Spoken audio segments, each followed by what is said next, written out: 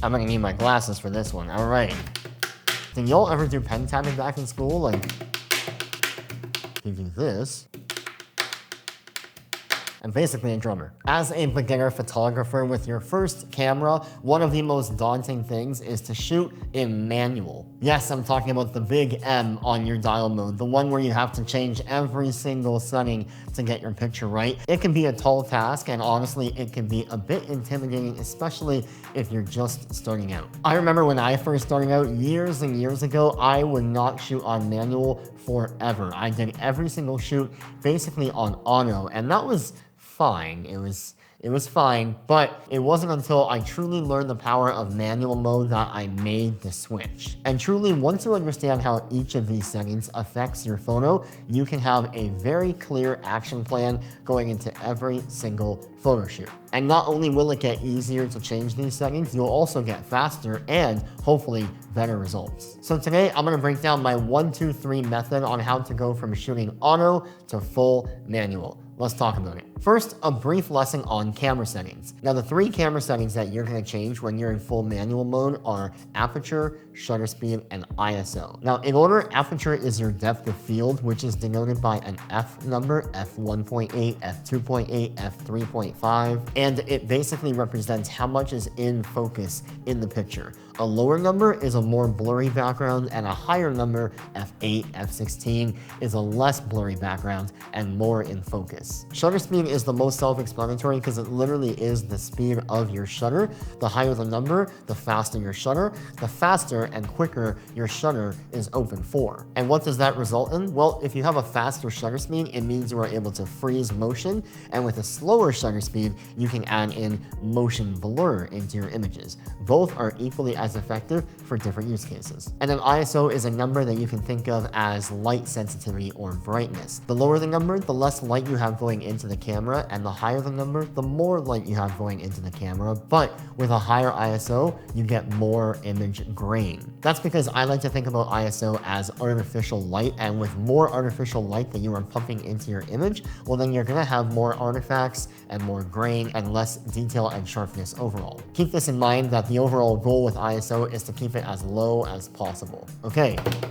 I can do this all day. Let's talk about the 1-2-3 method. The 1-2-3 method starts by asking yourself a very important question, and that is, what is the most important setting for your photo shoot? And the answer to that question might be different every single time. Sometimes it might be shutter speed, other times it might be aperture, and other times it might even be ISO. The most important setting, which is setting number 1, that becomes the priority. And then the second most important setting will be setting number 2. And then finally, tweaking the least important setting, setting number 3, will help to just balance the overall exposure. I want to emphasize here that you're not guessing any of this. You are making strategic choices based on the photos that you want to capture. So I'm going to run through 3 different scenarios, each of which have a different priority number 1 setting, so that you guys get a better understanding and a better feel of when each of these might be applicable. And really, that's all there is to the 1-2-3 method, is defining what is your most important setting for this shoot, what is the second most important,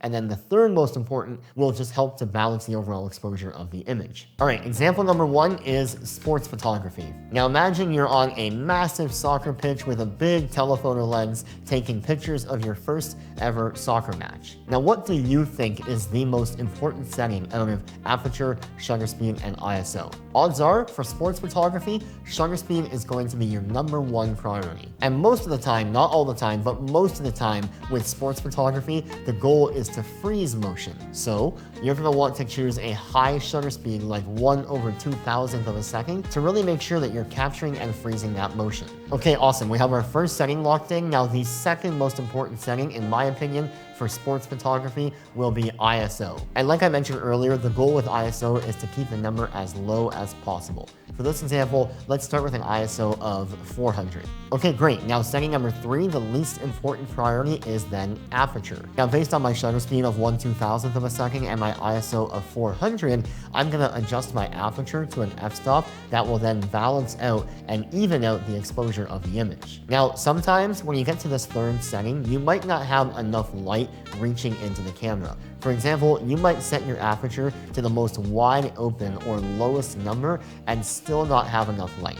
When that's the case, work backwards to priority number 2, and in this case, adjust your ISO a bit higher to then compensate for priority number 3, the aperture. So let's say we're using a telephoto lens that has a maximum aperture of f4.5. Sometimes ISO 400 might not be enough for that. So then work backwards and bring your ISO up to maybe 800 and see if the f-stop of 4.5 will then balance out the exposure. But what I would try not to do is to tinker too much with your number 1 priority, which again is shutter speed. The overall goal with the 1-2-3 method is to keep priority number 1 always the same and always constant for your shoot, and then number 2 and 3 help to balance out everything else in the shot. All right, example number 2, portraits. Now, a lot of the time for my portrait work, the number 1 priority setting is going to be aperture, because I want to control how blurry or not blurry and in focus the background is. And this will also be dependent on the type of lens I'm using. If I'm using a wider portrait lens, like a 35 for example,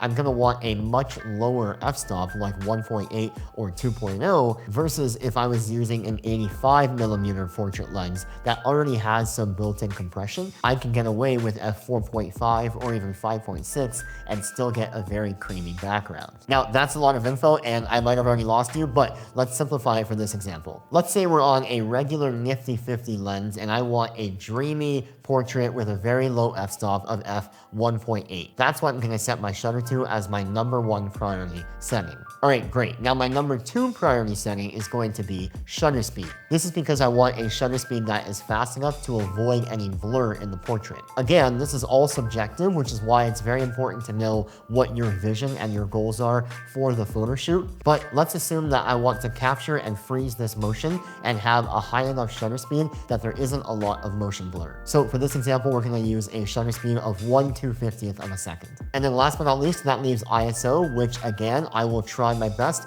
to keep at the lowest possible number. In this case, let's say we're shooting bright outdoors on a sunny day, we're able to keep the ISO low at ISO 100. Now, before I go on to the last example, you can see this dance that we're kind of playing with all 3 settings, aperture, shutter speed, and ISO. It's one big balanced triangle. That's why they call it the exposure triangle, to get the correct exposure. But it's not just a random dance of settings. That's why I developed this 1-2-3 method to help you understand what the priority of settings is when going into a photo shoot. Yes, you can change all 3 settings constantly to get the desired look that you want and obviously correct exposure, but I think it's really helpful, especially for beginners, to understand what is most important when trying to execute on a vision and execute on a style of photography. All right, example number 3, night street photography. Now this example is really just to round out the 3, and to be honest, it's very rare that ISO is your number 1 priority setting. Usually it's the 3rd most important, but for this example, it's good to show how ISO being the number 1 priority can still be helpful in certain scenarios. So let's say you're in the city at night, it's obviously very, very dark out, and you're doing a handheld photo. Now the number 1 priority setting, like I just mentioned, is going to be ISO because you need that light sensitivity hitting the camera. For this photo, let's set the camera to ISO 3200. And then right away, because I mentioned handheld, you already know that the 2nd most important setting is going to be shutter speed. Now for beginner photographers, when shooting handheld, I recommend shooting with at least a shutter speed of 1/25th of a second. That's because you want to be able to capture motion and not worry about your hands moving while you're actually taking the shot. If you're a bit more seasoned or professional, then you can go as low as 1/60th, even 1/50th if there's nothing moving in the frame. You can train your hands and your whole body to be as still as possible and not get a ton of motion blur. That's not advised, but it is possible. But anyways, for this photo, let's set it to 1/25th of a second. And then that leaves setting number 3, which is going to be aperture, and you're gonna wanna set your aperture to as low as possible to again allow enough lighting to even out the exposure. Now, like I mentioned earlier about this dance that you play with the 3 settings in the exposure triangle, as much as you are just trying to balance out the exposure, there are always going to be trade-offs. That trade-off might be more noise in the image, or less sharpness, or less light even. And as much as you're trying to achieve a desired look when using manual mode, you're also trying to think about, how do I minimize those trade-offs? How do I freeze the motion of a soccer player without introducing so much ISO noise that the image is just grainy and less sharp? How am I supposed to use a wide open aperture like f1.8 on a bright sunny day if even ISO 100 is too bright? Or how am I supposed to shoot a night street photo where everything is in focus with a higher number aperture like f11 and still get enough light in with a high ISO and a slow enough shutter speed? These are all trade-offs that you're constantly thinking about, and that is why it appears to be confusing when first shooting in manual mode. But using the 1, 2, 3 method to establish what the number 1, number 2, and number 3 priority settings are will help you immensely when going into your next shoot. And don't be afraid to push your settings. Take a shot, make adjustments to each of your settings independently, see how it changes the photo, and see how it aligns with your vision. In fact, right now I've been shooting a ton with my 85mm prime lens on my film camera, and right out the gate when I turn that camera on, I set the aperture to f4 or f4.5 because I know for myself from previous scans and previous experience that that is the sweet spot aperture, and therefore it's my priority number 1. And then those other 2 settings, for me, ISO and shutter speed, would come after. So to recap, the 1, 2, 3 method. Most important, second, and third. That is your manual mode mindset. Ask yourself, what is the number 1 most important setting in this photo? Set that, adjust number 2, and then tweak the third for balance. If this helped you out, make sure you hit that like button and that subscribe button down below, and leave a comment on what successes and struggles you're seeing when making the switch from auto to manual. All right, catch you guys on the next one. Peace.